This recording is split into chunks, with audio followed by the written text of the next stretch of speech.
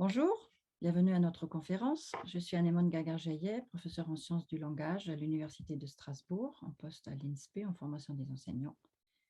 Et je suis membre du Collège doctoral trinational communiqué en contexte plurilingue et pluriculturel. Bonjour, je suis Alain Jaillet, professeur en sciences de l'éducation à Cergy Paris Université. Mon domaine de spécialité, c'est la sémiologie des faits éducatifs. Et nous allons vous faire voyager dans le monde d'Edward T. Hall pour étudier les frontières visibles et invisibles. Utiliser les approches de la nouvelle communication pour comprendre les frontières visibles et invisibles, c'est s'intéresser à ce qu'a apporté la nouvelle communication. Ce courant issu des États-Unis dans les années 50 a cherché à repérer quelles étaient les différences et proximités culturelles dans les relations humaines et comment celles-ci étaient acquises, apprises.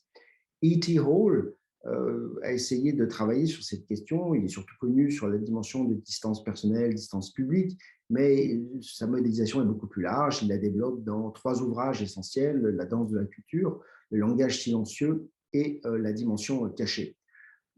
Dans le même courant, Erving Goffman a travaillé en sociologie sur cette structuration de l'espace par les humains. Plus proches de nous, des gens comme Foucault, Haussmann, Moser ont également repris ces questions et investigué ces dimensions de structuration de l'individu, notamment par l'espace, mais également le temps. L'espace, c'est ce qui nous structure. Depuis toujours, c'est la base du fonctionnement des sociétés. C'est ce qui nous donne un cadre à partir duquel nous découpons le monde et nous nous organisons. Il y a autour de l'espace un enjeu de transmission des connaissances qui, depuis l'Antiquité, peut-être même avant, se répercute de siècle en siècle. L'espace et le temps structurent, c'est ce que nous montre Hall. Il le montre pour l'espace et le temps, mais pour d'autres aspects également, au travers 3 modèles qui sont extrêmement importants.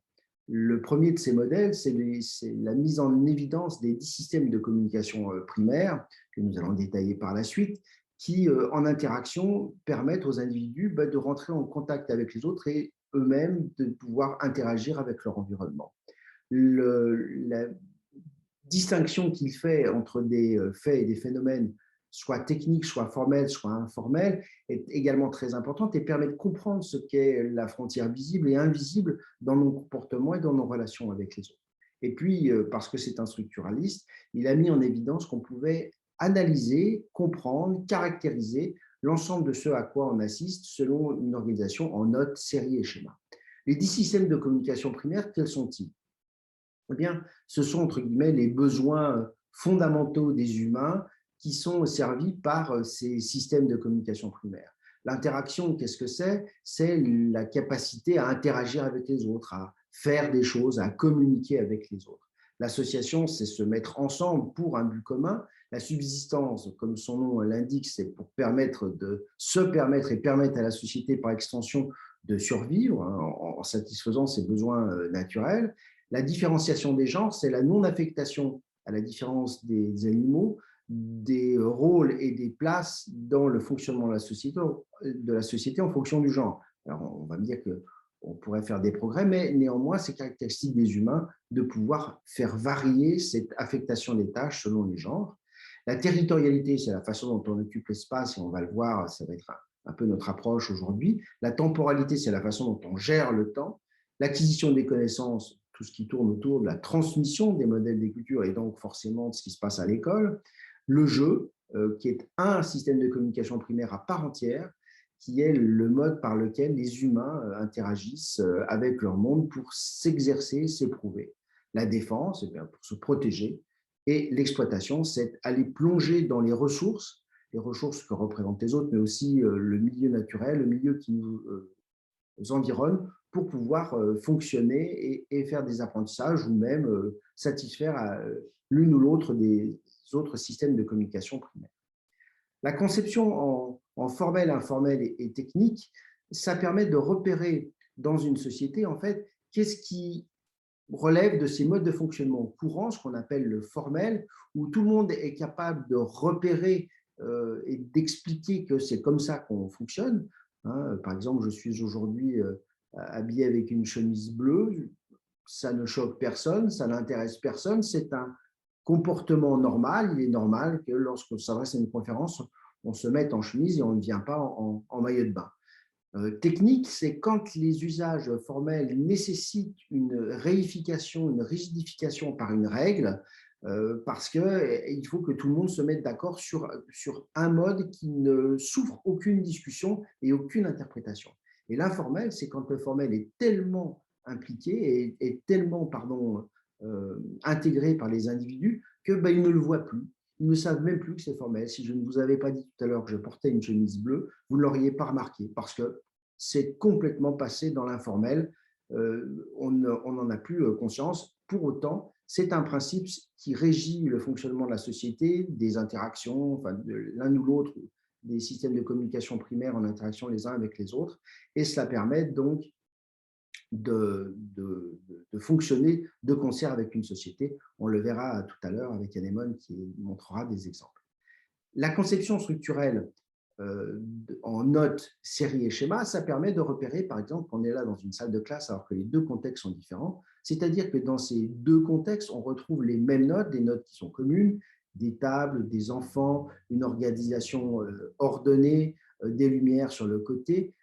Immédiatement, cette structuration de notes aboutit à la série salle de classe par un schéma à la fois d'organisation et de sélection qui, sans aucun doute, permet de dire qu'il s'agit d'une salle de classe. Cette organisation en différentes constructions, notes, séries articulées par des schémas, est caractéristique des cultures et est au service des différents systèmes de communication primaire. L'espace est donc un marqueur culturel.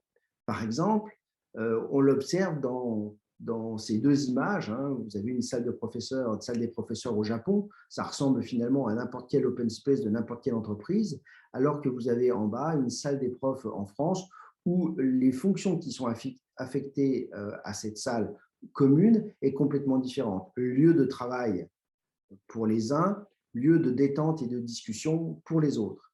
L'espace commande la pédagogie. En cela, c'est l'une des deux interactions des systèmes de communication primaire entre la territorialité et la transmission de connaissances, l'acquisition de connaissances, où on voit que à certains moments donnés de l'évolution de la fabrication des espaces, on se retrouve avec des frontières qui sont visibles explicitement. Jusque dans les années 60, on faisait des écoles qui étaient finalement assez peu lumineuses, ou en tout cas dont la luminosité était contrôlée pour que les élèves ne soient pas toujours le nez dehors et que néanmoins cela éclaire leur plan de travail.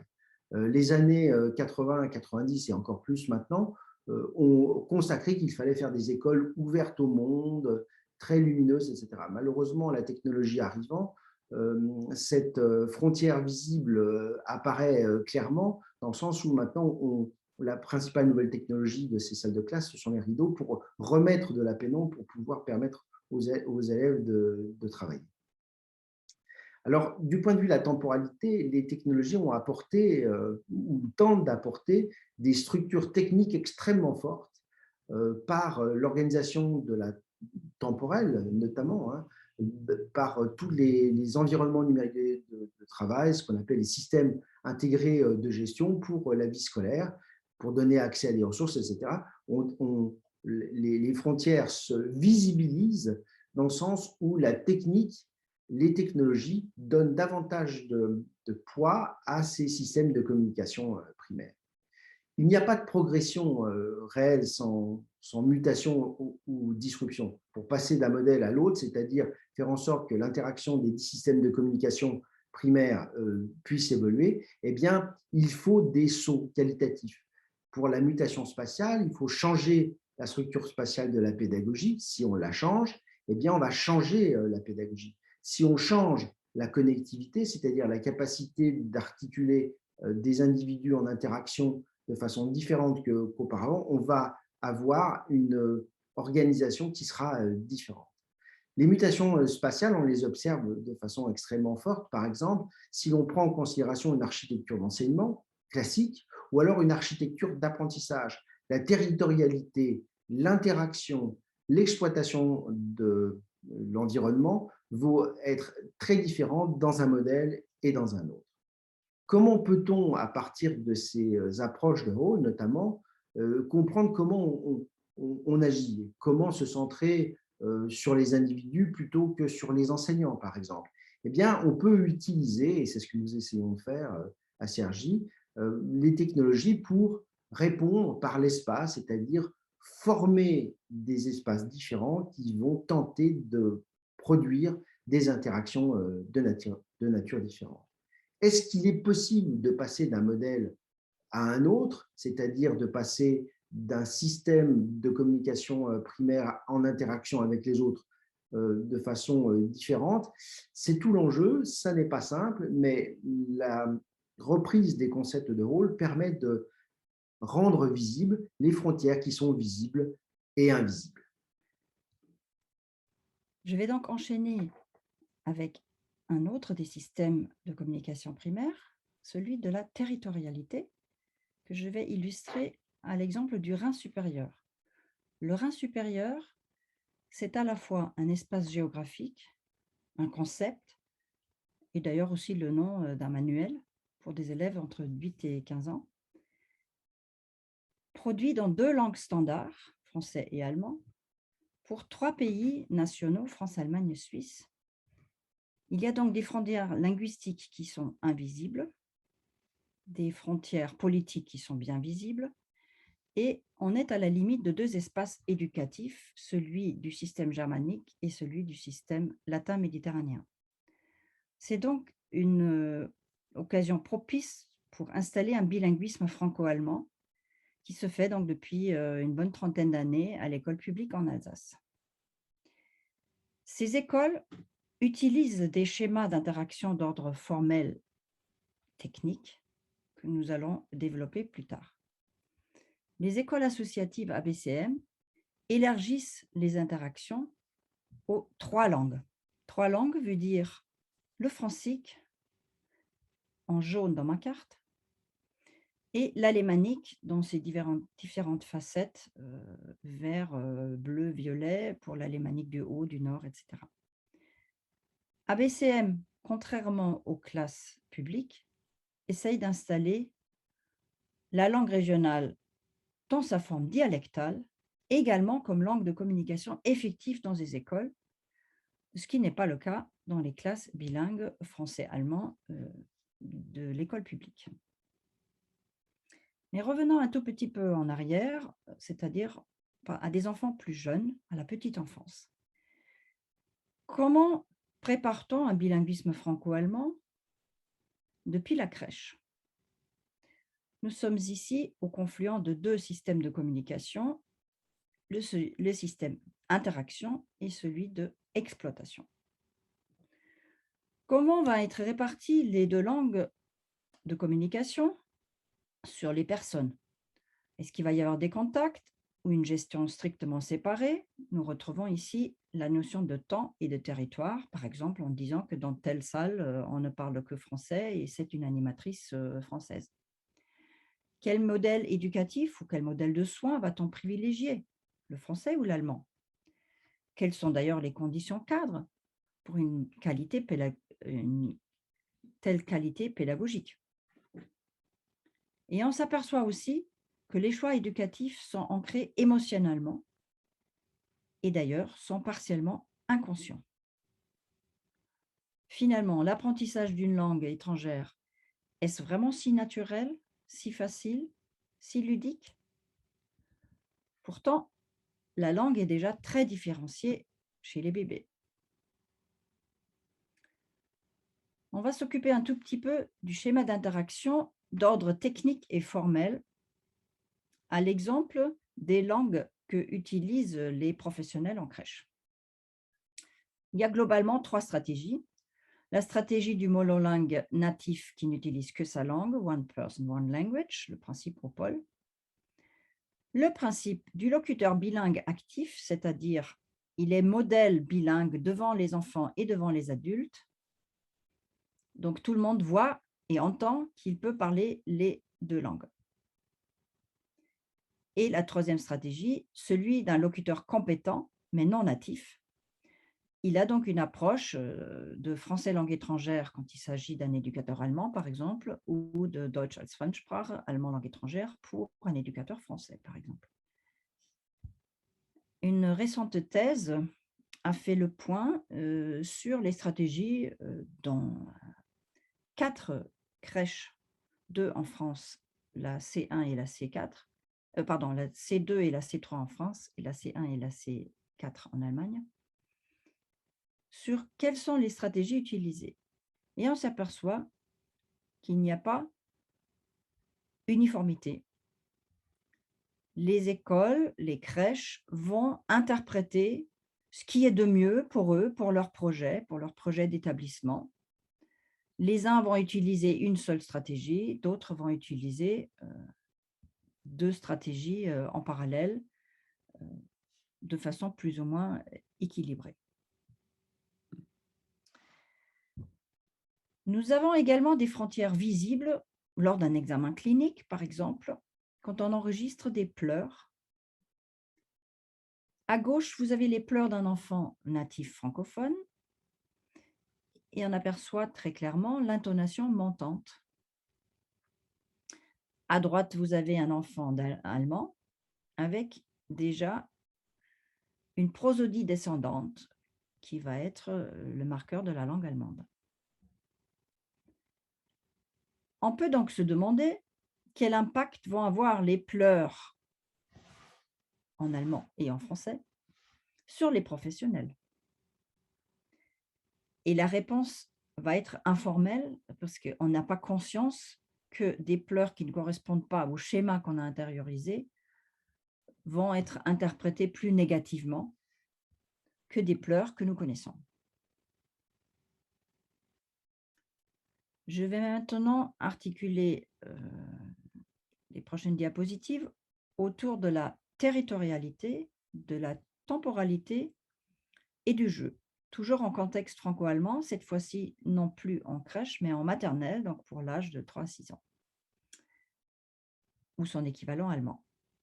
Donc, son équivalent allemand, par exemple, c'est un Waldkindergarten. C'est un jardin d'enfants dans la forêt, littéralement, où explicitement, on est là pour exploiter le milieu ambiant, ce qui n'est absolument pas l'objectif de l'école maternelle, même franco-allemande, en France. Un deuxième exemple, dans un kindergarten allemand, vous avez souvent une sorte de Tobezimmer, une pièce pour se défouler pendant un temps limité. C'est là qu'on peut jeter des coussins, qu'on peut crier, et comme ça, on revient plus serein et plus rassuré dans le grand groupe. Chose qui n'existe pas dans le contexte français. Et un troisième exemple, connaissez-vous la Matschhose en français dans le texte?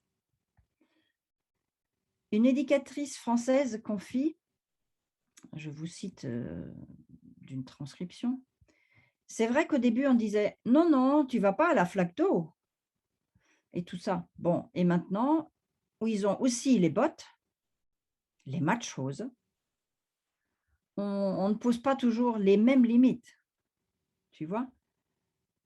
Donc, c'est une éducatrice française qui parle de ses difficultés à réaliser une éducatrice conforme à ce qu'on a reçu, conforme aux objectifs de l'institution, mais il y a aussi de l'émotion et des choses inconscientes parce qu'on va apprécier certains aspects, comme par exemple celui de se salir, qui est plébiscité en Allemagne pour les enfants dans les structures, alors que du côté français, on est plus réticent à récupérer un enfant à 4 heures qui est tout sale.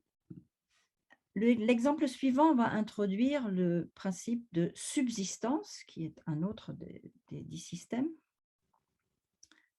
toujours en contexte franco-allemand. Un enfant de 2 ans et demi s'approche d'une éducatrice allemande en disant « Ich habe Hunger », j'ai faim. Réponse « Dann geh in die Küche und hole dir etwas ». Va dans la cuisine et va te chercher quelque chose. L'enfant s'installe donc dans la cuisine avec une pomme et avec un morceau de pain. passe une éducatrice française dans le couloir qui voit l'enfant donc dans l'espace cuisine. Mais ce que tu fais là? Tout à fait étonné. Ce n'est pas le moment de manger. Attends un peu. Nous allons manger tous ensemble tout à l'heure. L'éducatrice allemande réagit donc avec une certaine pratique formelle à la demande de l'enfant. L'éducatrice française réagit avec un certain côté technique. La demande ne correspond pas au niveau de la temporalité, ni au niveau de la territorialité. Ce n'est pas le lieu où on mange, parce qu'en principe, on ne mange pas tout seul, on mange en collectivité. Donc, il y a ce principe de collectivité qui est mis en avant. Je veux illustrer avec mon avant-dernier exemple le principe de territorialité au sens propre du terme, c'est-à-dire dans une école franco-allemande, nous avons forcément des albums français et des albums allemands. Alors ici, vous avez un espace de rangement qui identifie clairement que ce qui est français doit se poser en haut, ce qui est allemand doit se poser en bas. On le voit si vous zoomez les titres.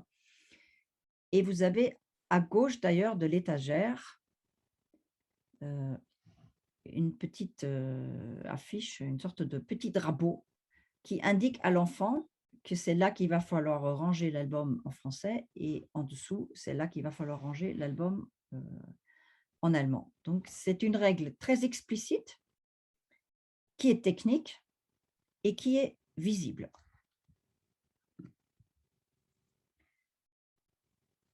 Dans mon dernier exemple des systèmes de communication, je vais m'appuyer sur l'acquisition de connaissances. Et cette fois-ci, on va passer à l'écrit, puisque tous les autres exemples, c'était pour l'oral, à part les albums et le rangement. Nous sommes en classe de CE1 bilingue, ce qui correspond à une zweite Klasse en Allemagne.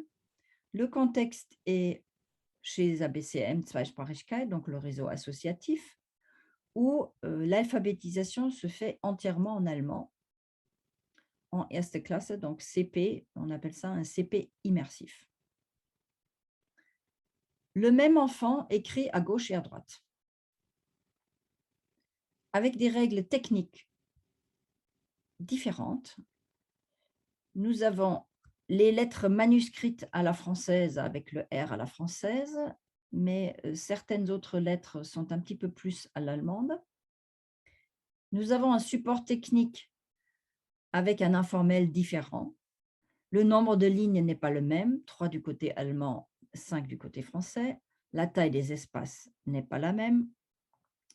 À gauche, vous avez même un interligne vert qui donne une sorte de côté plutôt ludique, alors que les lignes françaises à droite sont plutôt neutres, très neutres même.